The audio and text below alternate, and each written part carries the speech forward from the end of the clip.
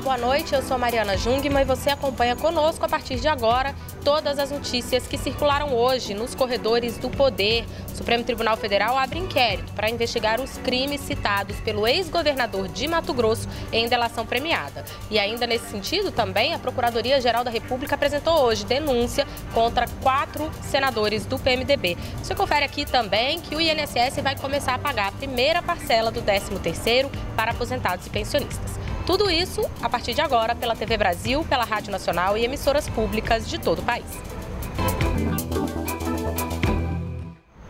A gente começa o noticiário de hoje conversando com a Carolina Pimentel, na redação da Agência Brasil, porque é a Carolina que vai trazer para a gente as informações sobre esse inquérito que vai ser aberto no Supremo Tribunal Federal para investigar, né, Carolina, todos os crimes que foram citados pelo ex-governador de Mato Grosso, né? Boa noite. Boa noite, Mariana. Isso mesmo, o ministro do Supremo Tribunal Federal, Luiz Fux, já autorizou a abertura do inquérito para investigar as declarações do ex-governador do Mato Grosso, Silval Barbosa. Ele que fez declarações sobre o funcionamento de um suposto esquema de corrupção no estado entre 2004 e 2014. Silval Barbosa, ele fechou acordo de colaboração com a Procuradoria-Geral da República e o conteúdo dos depoimentos dele foi tornado público hoje, após a retirada do segredo de justiça.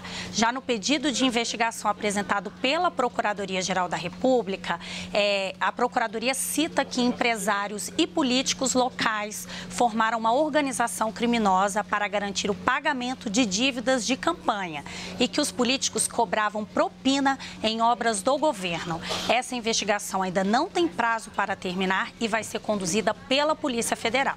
Mariana. Obrigada, Carolina Pimentel. A gente segue nesse noticiário falando de judiciário, porque hoje a Procuradoria-Geral da República também apresentou denúncia contra 4 senadores. Quem traz as informações para a gente é Pedro Moreira, que está aqui ao meu lado. Boa noite, Pedro. Foi agora há pouco, né, que essa denúncia foi entregue. Isso mesmo, Mariana. Boa noite para você, boa noite a todos. Olha, ao todo foram 9 pessoas denunciadas. Esses 4 senadores todos do PMDB. E quem são eles, né? Renan Calheiros, que é ex-presidente do Senado, e Romero Jucá, que é o atual líder do governo na casa. Também foram denunciados o senador Garibaldi Alves e também o senador Waldir Raupp. Além desses senadores que estão no exercício do mandato, também está denunciado aí o ex-presidente da República e ex-senador José Sarney. Além desses políticos, né, os outros denunciados são o Sérgio Machado, que é ex-presidente da Transpetro, o executivo Fernando Reis, da Odebrecht Ambiental, e os irmãos Luiz Fernando Maramaldo e Nelson Maramaldo, que são administradores das empresas NM Engenharia e NM Serviços. Essa denúncia ela é baseada em delação de 3 desses denunciados, Sérgio Machado, Luiz Fernando Maramaldo e também Fernando Reis. Eles alegam, né, relataram para o Ministério Público que entre 2008 e 2012, os senadores desse grupo teriam pressionado o presidente da Transpetro para ter propina aí em contratos da estatal. E aí o presidente, então, ele direcionava licitações para que a NM saísse vencedora e a NM, então, repassava doações para diretórios municipais e estaduais do PMDB. Bom, se o Supremo aceitar, então, essa denúncia, essas 9 pessoas, esses 9 citados, se tornam réus aí com relação a esses crimes que são de corrupção passiva e ativa e também lavagem de dinheiro. E, Mariana, a gente teve, então, um posicionamento de alguns desses citados, né? O senador Renan Calheiros, por exemplo, disse em nota que essa denúncia é política, que Sérgio Machado está mentindo, que a delação dele não faz sentido e que ele acredita, então, que esse inquérito vai ser arquivado por falta de provas. Já o senador Waldir Raupp também nota, afirmou que jamais participou de negociações aí para ter acesso a propinas, né, ligadas na Transpetro. E aí o advogado do ex-senador José Sarney e do senador Romero Jucá, Mariana, é o mesmo advogado dos dois, ele também disse que vê nessa denúncia um ato político do Procurador-Geral da República que está deixando o cargo e estaria querendo aí um posicionamento diante da sociedade. Mariana, continuando aí também com esse assunto de investigação, né, agora a gente vai conversar com o Maurício de Almeida, lá no Rio de Janeiro. Maurício, hoje uma operação da Polícia Federal por aí prendeu 2 pessoas na sede da Rio Card, não é isso? Boa noite. Boa noite, Pedro. Foi isso mesmo. A Polícia Federal estava fazendo uma operação de busca e apreensão na sede da Riocar, que é a empresa que administra a bilhetagem eletrônica dos ônibus aqui no Rio de Janeiro. Durante esta operação, 2 funcionários da Riocar tentaram esconder um computador e acabaram sendo presos em flagrante. A Polícia Federal fazia esta operação porque existe a suspeita de que o dinheiro arrecadado pela Riocar era desviado para a FETranspor e, com esse dinheiro, a FETranspor fazia o pagamento de propinas, no esquema que foi denunciado na Operação Ponto Final. A FETranspor, em nota, divulgou que está preparada para prestar todos os esclarecimentos e que em nenhum momento tentou obstruir a justiça. Mas os 2 funcionários, um deles é um diretor da Riocar, estão presos e vão ter que responder a esse processo. Ainda falando sobre justiça e investigação policial na favela do Jacarezinho, hoje o plantão do Tribunal de Justiça do Rio de Janeiro suspendeu o mandado de busca e apreensão coletivo que existia na favela do Jacarezinho e também em outras 4 comunidades da região. Com esse mandado, os policiais poderiam entrar em qualquer casa dessas 5 comunidades para fazer buscas e apreensões. O plantão do Tribunal de Justiça considerou que esse mandado era abusivo e suspendeu essa busca e apreensão coletiva nas 5 comunidades. Lembrando que a Defensoria Pública já estava questionando as operações policiais na favela do Jacarezinho, que começaram no último dia 11, quando um policial civil foi morto. Desde então, outras 6 pessoas morreram na favela do Jacarezinho. Mariana? Maurício, e aliás, falando nessas operações, a gente pode começar a fazer o nosso balanço da semana. O Rio teve várias notícias importantes essa semana. Vamos começar falando das operações policiais que aconteceram por aí. É sim, Mariana. Foi uma semana bem movimentada, como sempre, com operações policiais e casos relacionados com a justiça. Logo na segunda-feira, uma mega operação do Plano Nacional de Segurança, envolvendo Forças Armadas, Polícia Federal, Rodoviária, Militar, Civil e também a Força Nacional. Foram 7 mil homens que foram para as ruas e prenderam 39 pessoas em 8 comunidades que foram ocupadas aqui no Rio de Janeiro. O saldo negativo dessa operação e de outras que aconteceram durante a semana é que, por conta das operações policiais, 36 escolas ficaram fechadas aqui no Rio de Janeiro. E mesmo com esse Plano Nacional de Segurança, mais um policial militar foi morto ontem aqui no Rio de Janeiro e agora, esse ano, a soma triste de 99 policiais assassinados no Rio de Janeiro. Falando também sobre casos relacionados com a justiça que aconteceram essa semana no Rio de Janeiro, foi divulgada a delação premiada de Jonas Lopes, ex-presidente do Tribunal de Contas do Estado. E ele disse que uma empresa utilizada para fazer lavagem de dinheiro, que tem como sócios o presidente da Assembleia Legislativa do Rio de Janeiro, Jorge Pisciani, e o ministro dos Esportes, Jorge Pisciani. Essa empresa estaria fazendo uma venda de gado fraudulenta para fazer lavagem de dinheiro. Tanto Jorge Pisciani como Leonardo Pisciani negaram qualquer participação e envolvimento nessa lavagem de dinheiro. Mariana. Obrigada, Maurício de Almeida. E olha, corrupção continua sendo a nossa pauta por aqui. Eu vou falar novamente com a Carolina Pimentel, na redação da Agência Brasil. Porque, Carol, o herdeiro da Samsung foi preso por corrupção, né? Foi, Mariana, é isso mesmo. Agora vamos falar de corrupção na Coreia do Sul, né? O herdeiro da Samsung foi condenado na Coreia do Sul a 5 anos de prisão pelo envolvimento em um caso de corrupção. Para a justiça sul-coreana, ficou provado que ele pagou propina a ex-presidente do país com a expectativa aí de obter favores do governo em favor da Samsung, que é o maior conglomerado empresarial do país. O tribunal considerou que o herdeiro da Samsung esteve envolvido na doação de mais de 5 milhões de euros para o financiamento de um programa de equitação na Alemanha da filha de uma amiga da ex-presidente, que ficou conhecida como Rasputina. Mas agora a gente vai mudar de assunto, vai voltar a falar de notícias aqui do Brasil. Então vamos para São Paulo para falar com a Vanessa Casalino, porque em São Paulo, em Sorocaba precisamente, o prefeito foi cassado. Vanessa, explica para a gente por que o prefeito foi cassado, né? Boa noite para você. É verdade, Carolina. Boa noite a todos. O prefeito de Sorocaba, aqui no interior de São Paulo, teve mandato cassado pela Câmara Municipal por 14 votos a 6, numa sessão que durou quase 10 horas. Os vereadores entenderam que José Antônio Crespo quebrou o decoro parlamentar numa polêmica envolvendo a então vice-prefeita. Entenderam também que ele cometeu crime de prevaricação ao se omitir sobre denúncia de uso de diploma falso por uma assessora. Essa denúncia foi o pivô da agressão. Isso porque numa reunião para discutir o diploma diploma falso que teria sido usado por Tartiane Polis, Crespo teria se exaltado com a vice-prefeita Jaqueline Coutinho.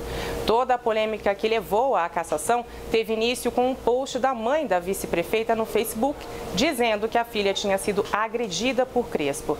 Essa publicação resultou em 3 boletins de ocorrência e na criação da comissão parlamentar de inquérito que afastou o prefeito. Além de longa, a sessão foi marcada por tumulto e bate-boca. Agora, Jaqueline Coutinho assume e se torna a primeira prefeita mulher de Sorocaba. Em nota, o ex-prefeito José Crespo afirma que repudia a decisão da Câmara e que vai recorrer à Justiça. Voltamos a Brasília. Obrigada, Vanessa. E olha, eu vou falar agora com a Carolina Pimentel, que já está aqui ao meu lado. Perdão, Carolina Pimentel não, Daniele Popov. Desculpa, Dani. A Câmara instalou uma comissão para tratar de comercialização de seguro pirata. O que é isso? Pois é, Mariana, você sabe a diferença entre proteção veicular e seguro automotivo? Não tenho a menor ideia. Provavelmente muita gente não sabe, né, essa diferença. A proteção veicular, ela é formada por um grupo de pessoas, né, que se formam em cooperativas ou em associações e se reúnem para pagar uma taxa, uma mensalidade e juntar um valor, um fundo de caixa para pagar possíveis danos aos veículos, né, possíveis avarias. Então, quando existe esse dano no veículo, é retirado o valor desse fundo, mas não tem garantia nenhuma. Segundo a SUSEP, que é a Superintendência de Seguros Privados e é o órgão do governo que cuida desse setor, esse tipo de serviço ele não tem garantia, porque não é cadastrado justamente na SUSEP. E foi instalada, como você disse, Mariana, uma comissão especial na Câmara dos Deputados para analisar o projeto do deputado Lucas Virgílio, justamente para cuidar desse setor e verificar, né, possíveis ilegalidades, justamente porque o projeto do deputado ele prevê que só possam operar nesse setor sociedades anônimas ou cooperativas autorizadas pela SUSEP. De acordo com o deputado, o objetivo é acabar com o mercado ilegal de seguros do país. Vamos ouvir o que ele disse. Hoje, as associações de proteção veicular não dão uma garantia para o consumidor, para que ele tenha isso, né, tenha essa certeza. Não há regulamentação, não há fiscalização. Então, o objetivo é acabar com o mercado marginal de seguros no nosso país. Bom, o deputado Lucas Virgílio afirmou, né, que essas associações vêm causando prejuízos aos consumidores mal informados, né? Já o representante das associações, o Jonathan Medeiros, ele disse que eles não operam mesmo em mercado de seguro e que as associações, elas querem que o setor seja regulado e que seja feita a fiscalização. Vamos ouvi-lo.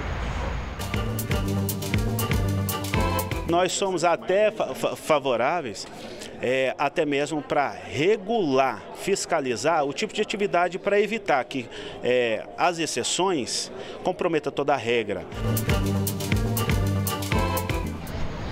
Bom, eu fui buscar informações no site da SUSEP, né, que é a Superintendência de Seguros Privados, e de acordo com o órgão, as associações e cooperativas, elas não estão autorizadas pelo órgão a comercializar os seguros, pois não há qualquer tipo de acompanhamento técnico das suas operações. Então a SUSEP indica, Mariana, que os consumidores, antes de contratar um seguro, né, seja de associação ou de cooperativa, que verifique se o nome dessa associação consta lá no cadastro da SUSEP. Então eu vou dar aqui o site da SUSEP para que o consumidor possa verificar se essa seguradora, né, se essa associação está lá. É www.susep.gov.br, Mariana. É uma questão de informação, né, Dani? Exatamente. Quem está bem informado não compra gato por lebre, sabe exatamente o que está comprando. E né? tem também a diferença de preço. Justamente porque não tem garantia, as mensalidades costumam ser baratas. Já num seguro automotivo, nós sabemos bem quanto custa, né? É de acordo com o valor do carro e tal. Então, é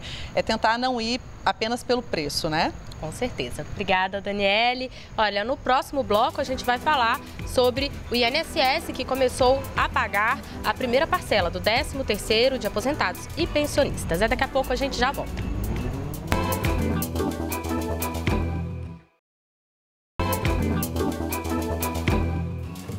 Olá, estamos de volta com todas as notícias que circularam hoje nos corredores do poder. E falando em corredores do poder, nós vamos até São Paulo falar com a Vanessa Casalino, porque o presidente Michel Temer teve um encontro hoje aí em São Paulo, né, Vanessa, com o presidente da General Motors, é isso? Exatamente, Mariana, boa noite a você. O presidente Michel Temer saiu sem falar com a imprensa e se encontrou aqui com o presidente da General Motors Mercosul, Carlos Zarlenga. No encontro foi anunciada a decisão de investir 3 bilhões e 100 milhões de reais em 2 fábricas, na região de São Caetano do Sul, aqui no ABC, e também em Joinville, em Santa Catarina. Por enquanto, no curto prazo, não está prevista a geração de novos empregos, mas para os próximos anos, as contratações não estão descartadas, segundo o executivo. Hoje em dia, a GM emprega 16 mil pessoas em todo o país e, somando os investimentos já anunciados, ao todo vão ser aplicados 4 bilhões e 500 milhões de reais por aqui até 2020. A GM pretende transformar as operações do Brasil em uma plataforma de exportações para os países da região, especialmente os do Mercosul, né? Durante o encontro, o presidente da GM elogiou a aprovação da reforma trabalhista e defendeu ainda a necessidade de outras reformas para melhorar a competitividade brasileira, destacando a reforma tributária, Mariana. Obrigada, Vanessa. Vamos falar com o Henrique Bolg, na redação da TV Brasil, porque é o Henrique que vai nos contar sobre o início do pagamento da primeira parcela do 13º para aposentados e pensionistas, né? Boa notícia, né, Henrique? Isso mesmo, Mari. Cerca de 30 milhões de aposentados e pensionistas começam a receber hoje a primeira parcela do 13º. O pagamento será feito na folha de agosto e segue até setembro. Segundo o governo, a medida vai injetar 20 bilhões de reais na economia desde 2006, o INSS antecipa esse pagamento na folha de agosto. Somente em 2015, o 13º foi adiado por causa do ritmo fraco da economia. O cronograma da liberação está na página do Ministério da Previdência na internet. Mariana? Obrigada, Henrique. E olha, vamos voltar a falar com o Maurício de Almeida, lá no Rio de Janeiro. Meu Maurício, o leilão da folha de pagamento da Prefeitura aí do Rio foi adiado, né?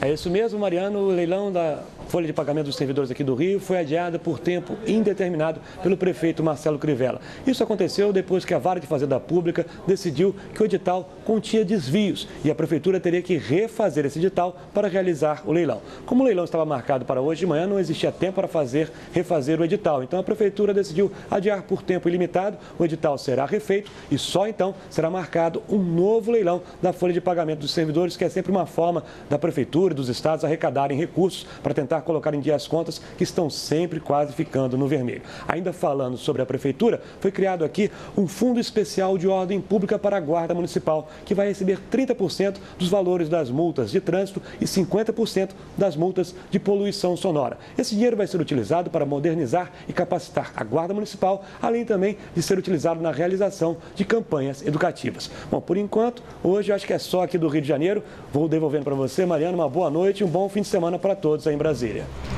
Obrigada, Maurício de Almeida. Um excelente fim de semana para você também. Mas com o Henrique eu ainda tenho assunto, viu? Henrique vai nos trazer assunto da casa, da EBC e também da Ancine, que preparam editais para fomentar produções para a TV pública, né, Henrique? Isso mesmo, Mari. A terceira edição do Programa de Apoio ao Desenvolvimento do Audiovisual Brasileiro, voltado para as TVs públicas, deve sair do papel ainda este ano. O programa é uma iniciativa da Agência Nacional do Cinema, Ancine, em parceria com a EBC. Um dos objetivos é desenvolver o mercado regional, por isso são lançados 5 editais, um para cada região do país. A ação já teve 63 obras concluídas. Outros 31 projetos estão sendo finalizados. O programa já recebeu mais de 120 milhões de reais de investimento. A principal fonte desse programa é a Condecine, é uma contribuição paga por obras com fins comerciais. E agora um aviso para os estudantes. Quem quiser concorrer a uma bolsa do ProUni tem até às 11h59 de hoje para fazer a inscrição. Isso é para aquele aluno que ainda não está na universidade. Para quem já está matriculado, o prazo vai até o dia 30. As inscrições são feitas pelo site do ProUni. O programa oferece bolsas de estudo em faculdades privadas e pode se inscrever aquele aluno que teve nota igual ou superior a 450 pontos no Enem e que não tenha zerado a redação. Mariana. Obrigada, Henrique. E olha, eu volto a falar com a Daniele Popov aqui ao meu lado, Porque, Dani, o banco de dados do Denatran vai ajudar o Tribunal Superior Eleitoral a evitar fraudes, né?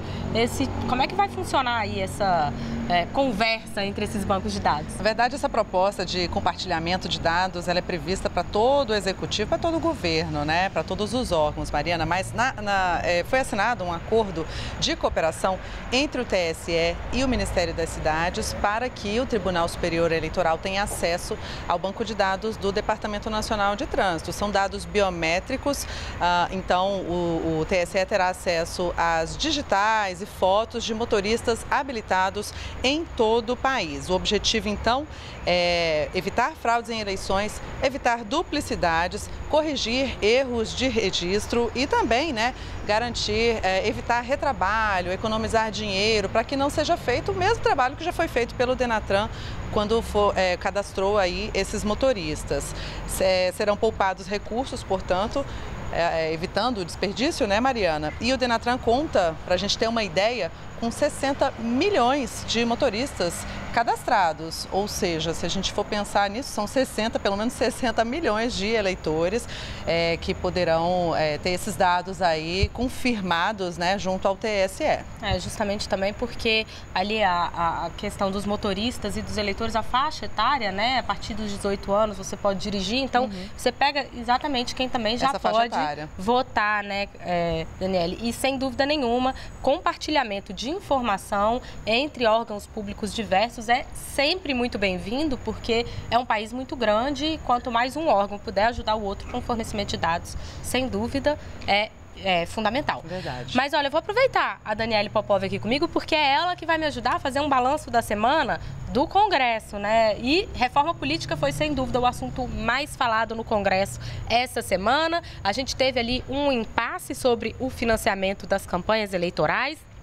Havia uma expectativa de que fosse criado um fundo, houve muita rejeição a essa ideia na sociedade e aí os deputados acabaram adiando essa votação e o presidente da Câmara já disse que acha que há mesmo um impasse porque os deputados não estão dispostos a aprovar um fundo público, os senadores não estão dispostos a voltar ao financiamento privado, então, sem dúvida nenhuma, esse vai ser um assunto que na semana que vem vai continuar na ordem do dia, né? Mas você tem mais informação sobre reforma política? Né? O presidente do Senado, o senador Eunício Oliveira, ele comentou, né, esse avanço, esse andamento da reforma política lá na Câmara e ele fez algumas sugestões, inclusive, de formas alternativas de financiamento de campanhas, né, Mariana?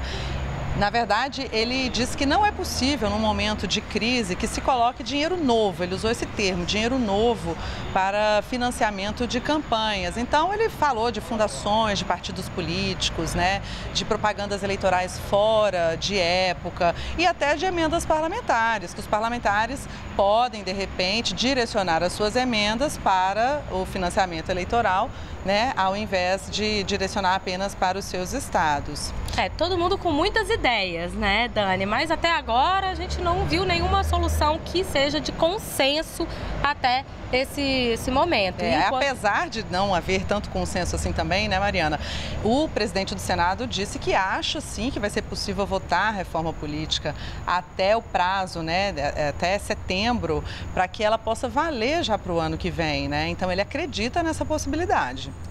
E isso é realmente muito importante porque agora há lacunas que precisam ser preenchidas para as eleições do ano que vem, inclusive essa do financiamento, porque o financiamento privado já está proibido e o público ainda não foi aprovado. Então, o presidente da Câmara, Rodrigo Maia, até disse que acha que vai ser utilizado o fundo partidário para cumprir aí essa função de financiar as campanhas.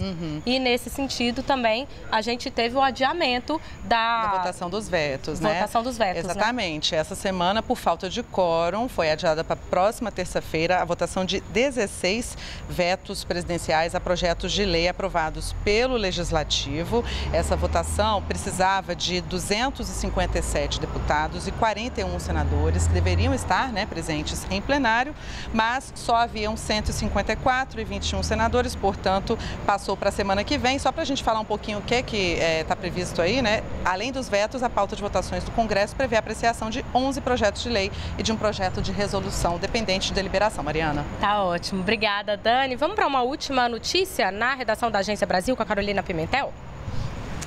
Bem, Mariana, o Ministério Público Federal homologou o acordo de leniência que foi firmado com o grupo JF, que é o que controla a JBS. Com isso, a empresa vai pagar mais de 10 bilhões de reais em multa e ressarcimento por ter participado de um esquema de corrupção envolvendo o pagamento de propinas a agentes públicos.